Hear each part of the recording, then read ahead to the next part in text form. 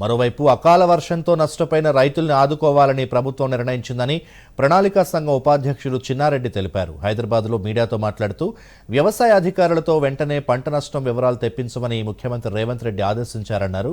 పంటల నష్టం వివరాలు రాగానే పరిహారంపై నిర్ణయం తీసుకుంటామని, ఖరీఫ్ నుండి పంట బీమా అమలవుతుందని చిన్నారెడ్డి చెప్పారు. రాష్ట్రంలోని 9 జిల్లాల్లో పంటల నష్టం అధికంగా ఉందన్నారు. సాధ్యమైనంత వరకు రైతుల్ని ఆదుకుంటామన్నారు.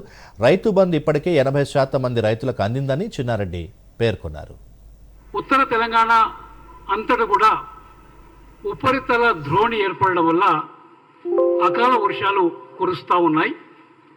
ఇప్పుడు ఎక్కువగా రబీ సీజన్లో వరి పంట ఉంది ఎక్కువగా.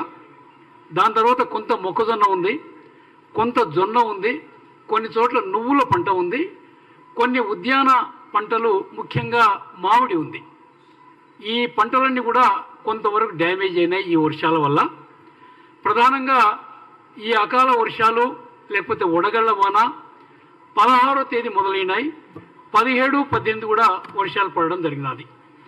కొన్ని జిల్లాలు అయితే 16, 17 2 రోజులు వర్షాలు పడ్డాయి, వడగళ్ళు పడ్డాయి. కామారెడ్డి, సిరిసిల్ల, మెదక్, సంగారెడ్డి లాంటి ఈ 4 జిల్లాల్లో 2 రోజులు వర్షాలు పడ్డాయి. అదే మాదిరిగా సిద్దిపేటలో 17వ తేదీ నాడు ఈ అకాల వర్షాలు పడ్డాయి.